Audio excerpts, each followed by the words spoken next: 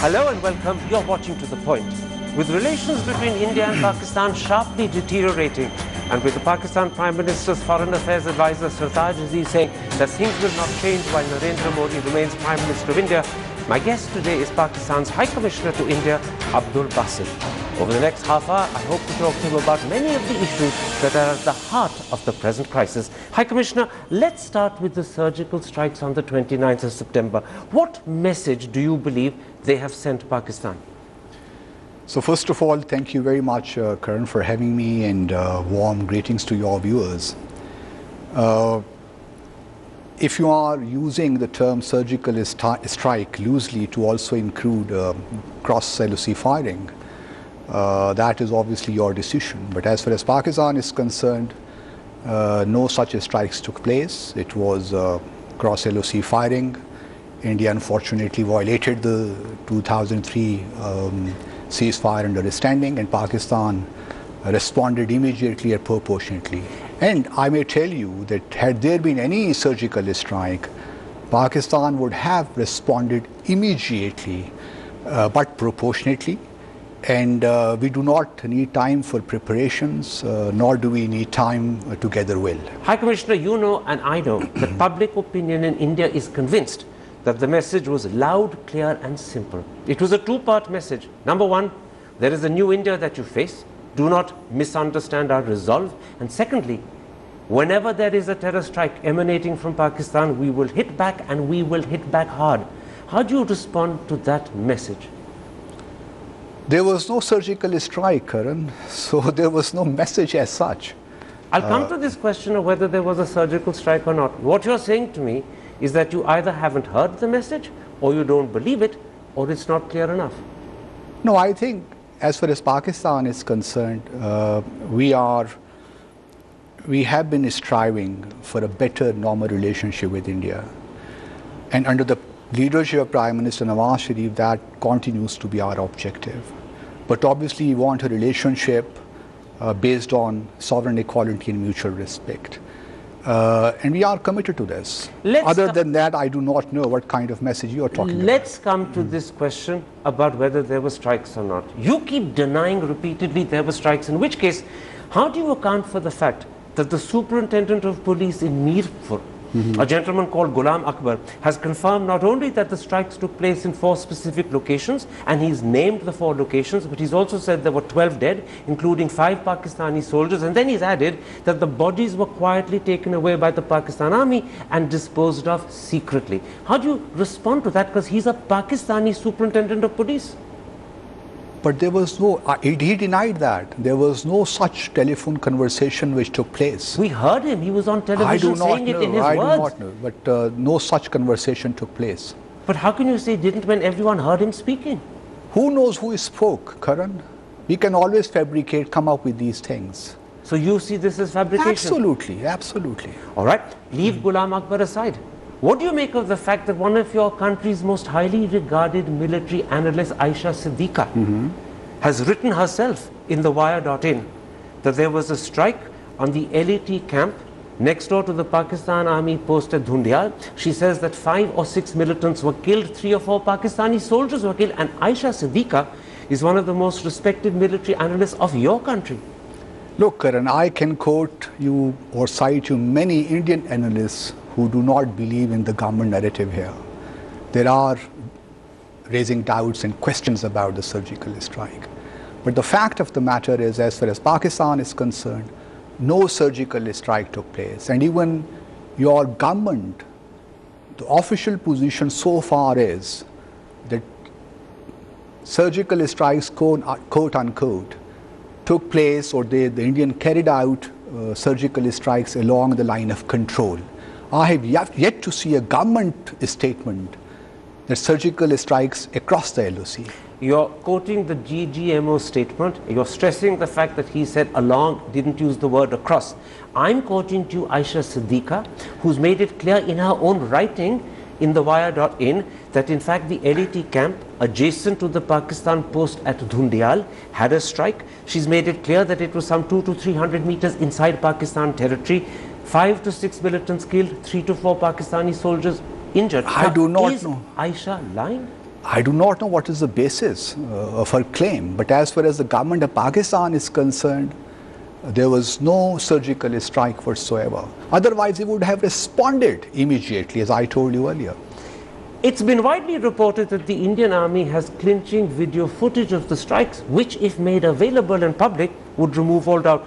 Given the dispute between Pakistan and India over whether these strikes happened, do you think the time has come for this video to be made public so the world knows what happened? No surgical strikes took place, Karan, so we are not concerned about any video or about any such thing. So, given your position that no strikes took place, Absolutely. you would have no problem if the Indian government made the video public. There can't be any video. The concern in India is that if the video is made public, it could humiliate the Pakistan army, and humiliation was not the intention, teaching a lesson was, which is why there is restraint in India. That is not our concern because surgical strikes did not take place. It is as simple as that. So if I understand your answer correctly, you are so adamant, so sure that the strikes didn't take place, Yeah, sure is a better word. that you actually are, in a sense, implicitly challenging the Indian government to prove it happened. I'm not challenging anyone. What I'm saying is that no surgical strikes across the LOC were conducted in the dark hours of 29 September. That is our position, and the rest is all, you know. And you're saying that the evidence given to another television channel by Ghulam Akbar, the superintendent of police in Mirpur, is fabricated? Oh, it is fabricated, definitely. And you're saying that Aisha Siddiqa, one of your country's most highly regarded military analysts, clearly doesn't know what she's talking about. That is for you to really, you know, You're interpret. casting aspersions No, I'm on not a casting Pakistani aspersions on citizen's anyone. writing. But it is the government of Pakistan saying that no surgical strikes took place. There is a view in India expressed by politicians and by analysts that Pakistan is adamantly denying that these strikes took place because it doesn't want to be under pressure to retaliate. After all, you can't retaliate against something that you claim and then insist has never happened. I told you, Karan, had there been surgical strikes, Pakistan would have retaliated immediately. There is no question that we would let it go like that. It is as clear as, you know, as the sun comes out during the daytime. So your proof is that because you haven't retaliated, therefore there were no strikes. So I would rest my case. No surgical strikes took place. Hence, there was no response from Pakistan's side. There was a breach of cross ceasefire understanding, and Pakistan responded to that violation immediately and proportionately. So all you're saying is that all that happened is across LOC firing, there were no strikes. Yes. There were no attempts made by Indian soldiers to cross the LOC. I would not like to go into that because there were no surgical strikes. There was cross LOC firing in which 2 Pakistani soldiers got murdered. Did Indian soldiers cross the LOC? No, I don't think so. Not at all. Not at all. You know, I've heard what you said. You said it repeatedly, confidently. I use the word adamantly. However, this is not the first time surgical strikes have happened. They've happened fairly periodically in the past. The Hindu recently had an article saying that perhaps the most devastating was in August 2011 when in fact Indian Special Forces attacked the Pakistani army camp at a place called Police Chowki near Jor. On that occasion, the Hindu says, Indian Special Forces spent 48 hours in Pakistani territory. They killed 8 Pakistani soldiers, seriously injured 2 or 3 more, and then returned with 3 heads of Pakistani soldiers as trophies. Do you disbelieve all of that?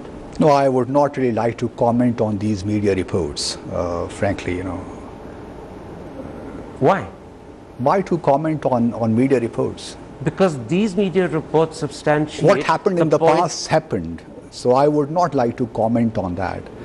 If the question is that whether or not surgical strikes took place on the 29th of September, I am telling you that our position is very clear.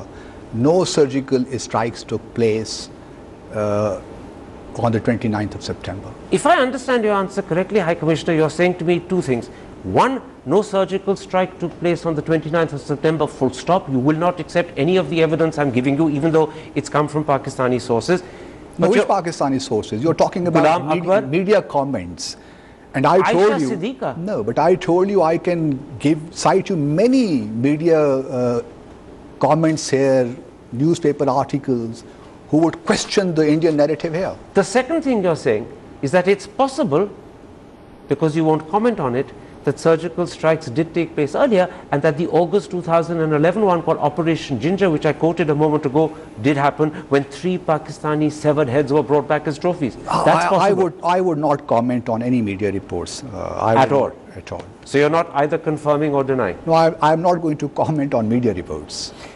The Dawn newspaper, your country's oldest English language newspaper, arguably one of your country's, if not its single most highly regarded English language newspaper, had an article on the 7th of October where Cyril Almeida, the paper's senior writer, says that at a specially convened meeting, the Foreign Secretary addressed the Prime Minister, the Chief Minister of Punjab and the Director General of the ISI, and now I'm going to quote the paper, and he told them that Pakistan faces diplomatic isolation.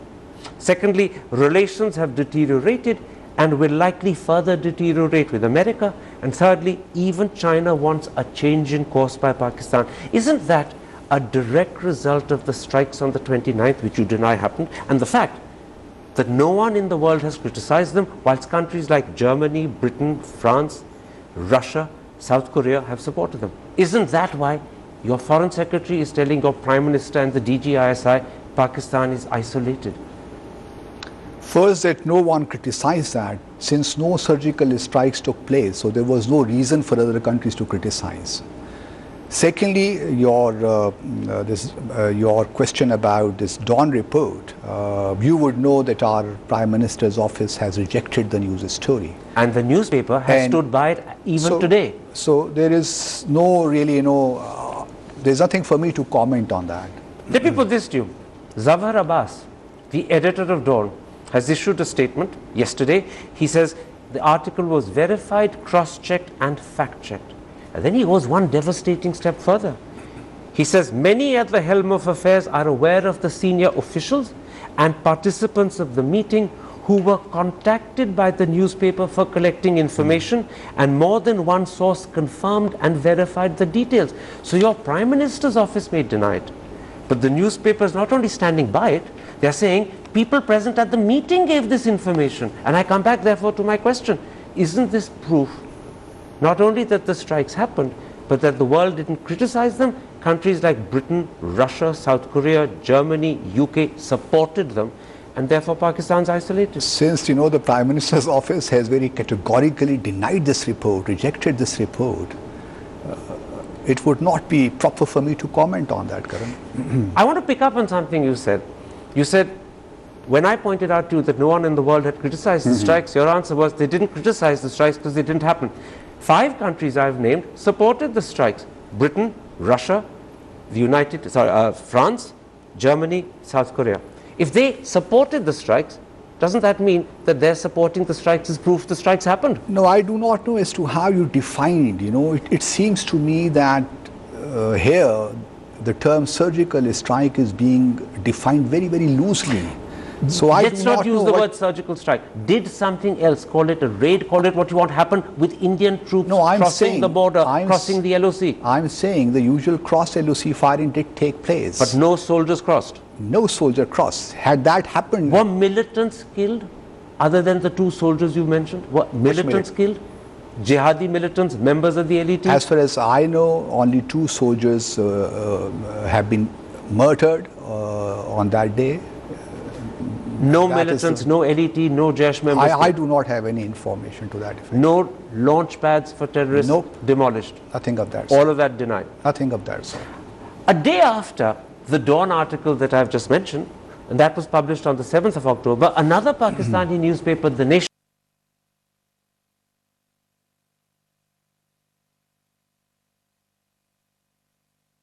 few weeks. Is that because the ISI failed to predict and prevent the strikes? I do not blame media reports. So you are now disowning what your own newspapers are publishing? I mean, I can't be commenting on what appears in our media because media does speculate. I fully understand that you don't want to comment what appears in your media because it doesn't support the case you're making, and obviously therefore you will rubbish the media. But isn't it interesting? No, I'm not rubbishing the media at all.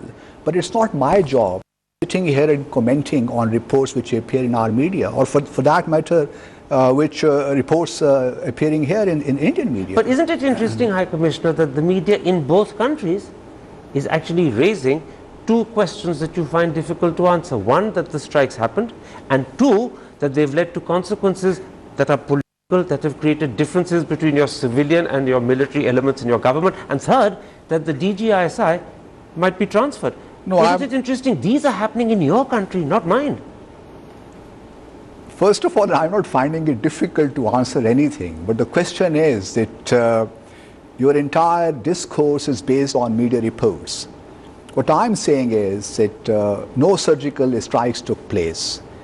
And if, let's suppose, if some change is being planned or being intended, so that... When you say some change is being planned, do you mean a change in terms of relationship between Nawaz Sharif and Rahil Sharif?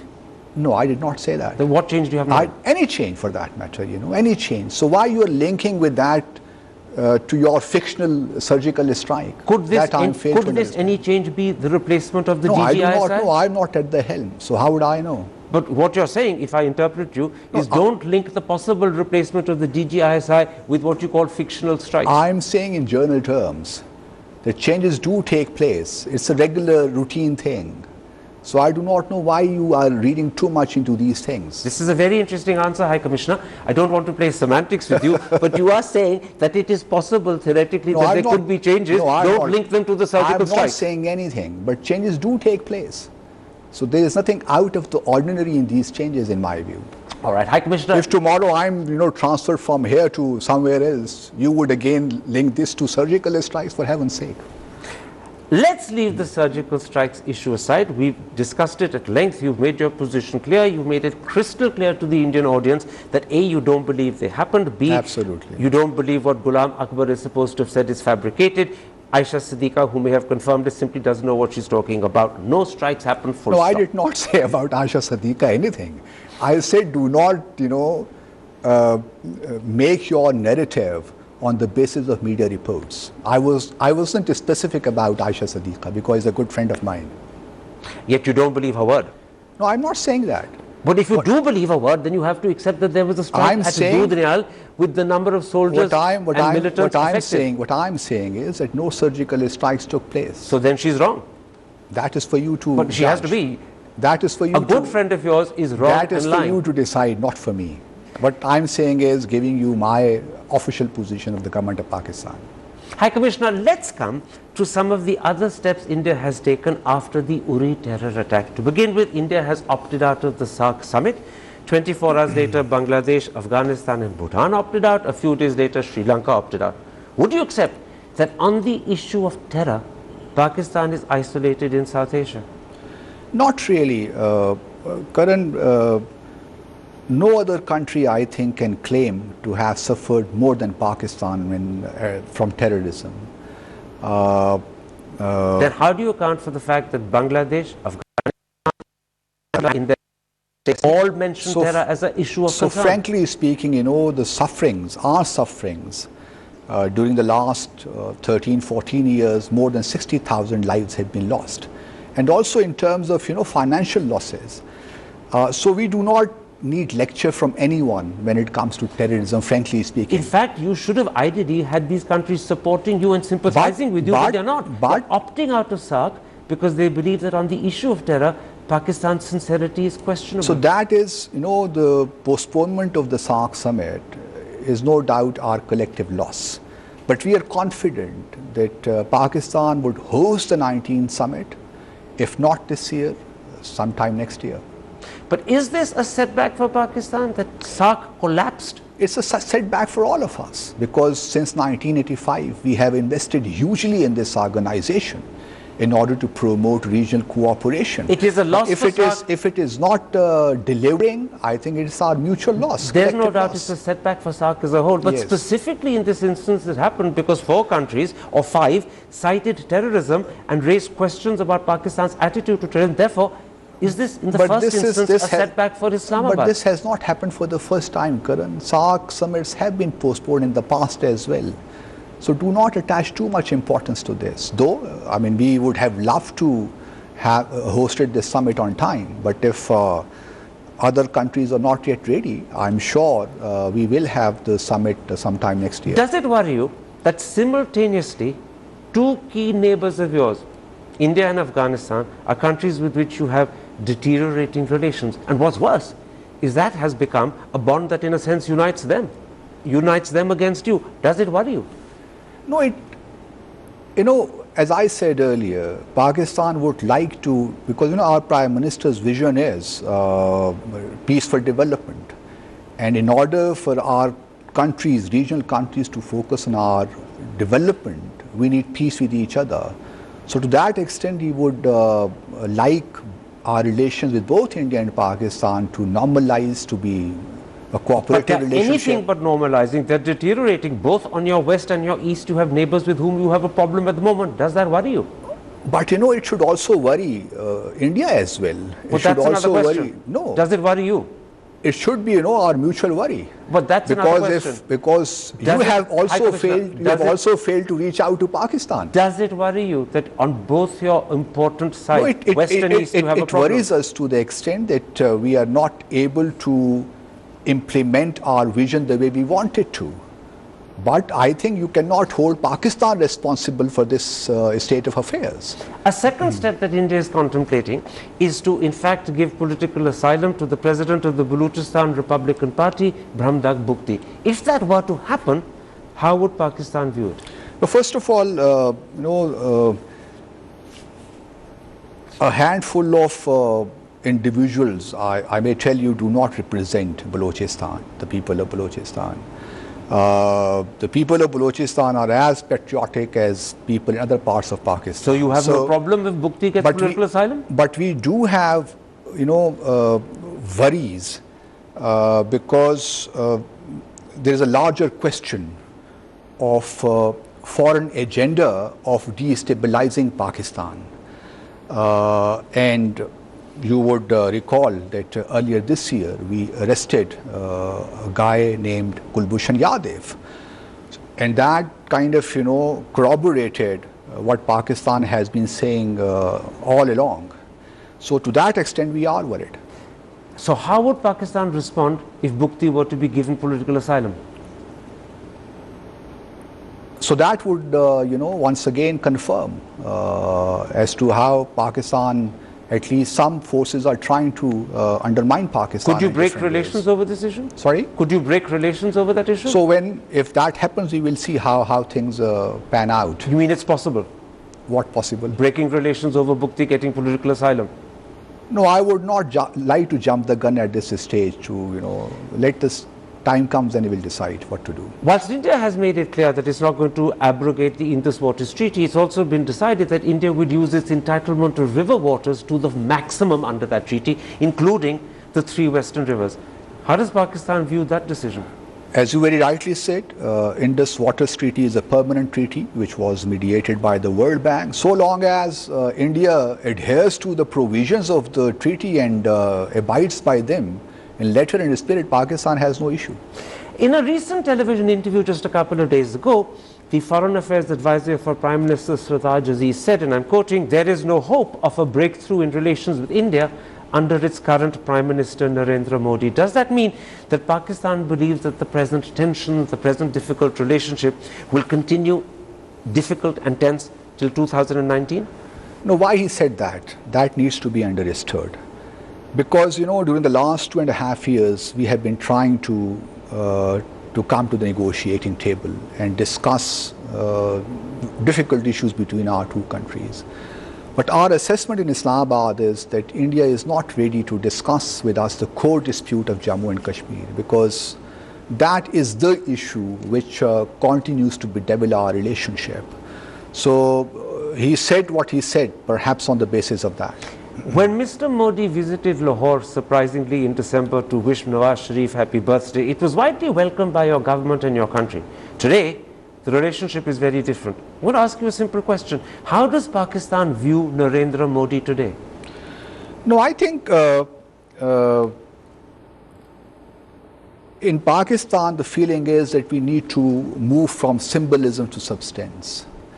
If our two countries have not been able to start a dialogue process, then I do not know where we go from here. But when Sartaj Aziz says there is no hope of a breakthrough in relations in India under its current Prime Minister, is he not clearly suggesting that with Modi in power, the relationship cannot improve? No, I think he's saying this on the basis, as I told you earlier, that we do not see the desire on the part of New Delhi to engage with Pakistan on the core dispute between our two countries, which is Jammu and Kashmir. Prime Minister Modi feels he's been let down by Pakistan. Do you believe you've been let down by Prime Minister Modi? No, I would not say that. But I think it is important under the given circumstances that we should be realistic and should be sincere and serious in our approach. And unless we are ready and willing to discuss the difficult issues between our two countries, we will continue to have this problem of two steps forward and one step back, or one step forward, two steps back. Now, there's one thing, High Commissioner, that I genuinely find difficult to understand. After accepting that 2611 was done by non-state actors who live in Pakistan, after readily and willingly and perhaps voluntarily agreeing to investigate Pathankot, why is Pakistan in a state of denial over Uri? Why? How is state of denial? I did not get your question. You didn't criticize Uri, you didn't condemn Uri, you haven't yourself offered to investigate Uri? No, Karan, look, I'm surprised that you expected Pakistan to condemn that incident. Your side did not lose a moment to start accusing Pakistan of that incident, and someone even saying that Pakistan is a terrorist state. So in all fairness, that is a non sequitur. But can I quote to you the New York Times, the best known paper of perhaps your closest political ally internationally, America? This is what the New York Times said on the 23rd of September. Pakistan has denied involvement, but that rings hollow. Its military has long supported terrorist groups intent on attacking India. The New York Times believes you've done it. The whole world believes you're behind Uri. So that's why we offered to India to have an international probe, so that we can, have conclusive and irrefutable findings. So if India is not agreeing to our offer, when what the to Foreign Secretary summoned you after the Uri attack, the MEA statement said that evidence had been given to you of Pakistan complicity. The MEA statement talked of two things. One, photographs of grenades with Pakistani markings, and secondly, GPS coordinates. Do you dismiss all of that? That was not shared with us. The MEA statement said it was. No, that wasn't shared with us. So the MEA statement was wrong? I'm not saying that. These things, which you're referring to, grenades and markings, that kind of stuff, those things were not shared with us. The pictures of the grenades with Pakistani markings? No. Secondly, the MEA statement also said that the Foreign Secretary had offered you access. But Karan, important is... Can I finish this? Because it's important. Please. The MEA statement also said that the Foreign Secretary had offered you access to the fingerprints of the terrorists as well as their DNA coordinates. If you had accepted that, you could have checked it against your database and perhaps proven to the world that it doesn't match up and therefore these aren't Pakistanis. No, Karan, but even that you didn't do. We would like to go a step further, because we would like to get out of this blame game. So why not to have an international investigation into this incident? For the simple reason that internationalizing the issue looks to India as if Pakistan is trying to So then you can't have your cake and eat it too. But you can't, have best of the two. But the evidence lies in your country. The people who did it came from your country. This is what you are saying. And if you are being given their fingerprints, you can check against the database. Then you can conclusively say to the world, we've checked the database, they're not ours. But even that simple step you're not doing. But you did not leave any room for cooperation, Karan. When you start blaming Pakistan or terming us as a terrorist state, you are closing all the doors for cooperation. So that is the problem. So you're saying to me... So this is what I have been telling my Indian friends. Never jump the gun. Wait. And then you can always come up with your narrative. So you're saying that the rhetoric or the accusation that Pakistan is a terrorist state, or even the simpler accusation that Uri has been done by Pakistan, put Pakistan's back up, and therefore there was no question of cooperating. It doesn't serve any purpose, frankly speaking. So your back was put up by the rhetoric, which is why you were not willing to investigate and cooperate.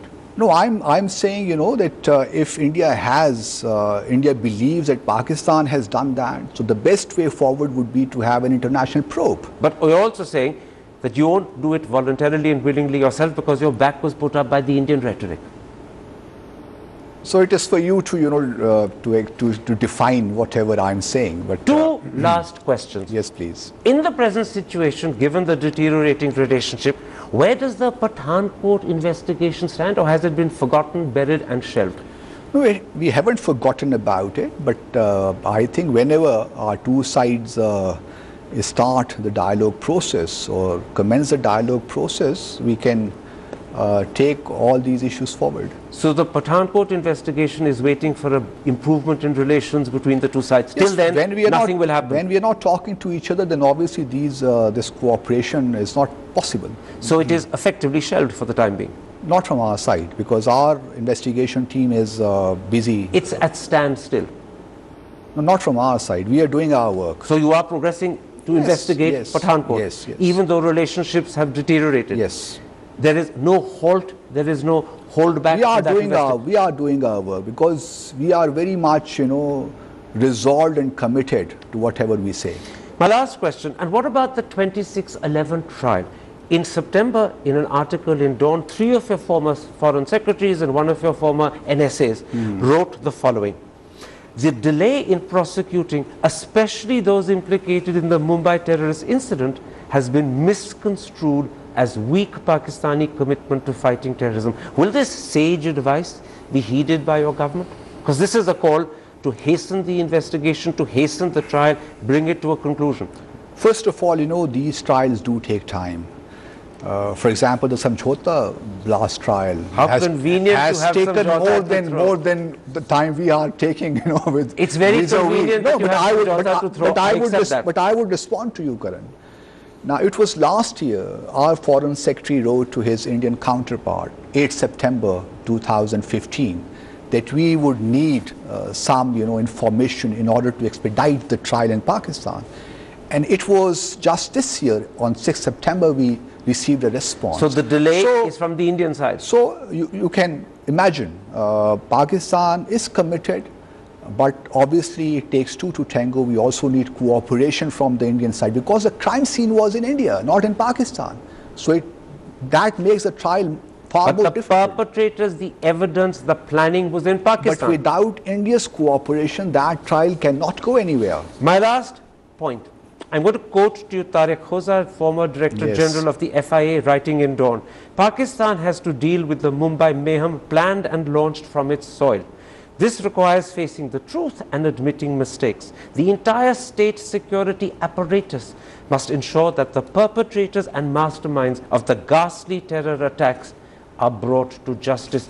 That's your own Director General of your own federal investigative agency telling your own countrymen, telling your own countrymen, get on with it and do the job, your credibility is at stake. So we have already, the trial is still underway and the accused are behind bars. So what is the problem? Now it is for India to cooperate with us in order to conclude the trial. All right, High Commissioner, we've been through all the gamut of issues that lie at the heart of this present crisis. Thank you very much. Thank you for this interview. Very kind of you.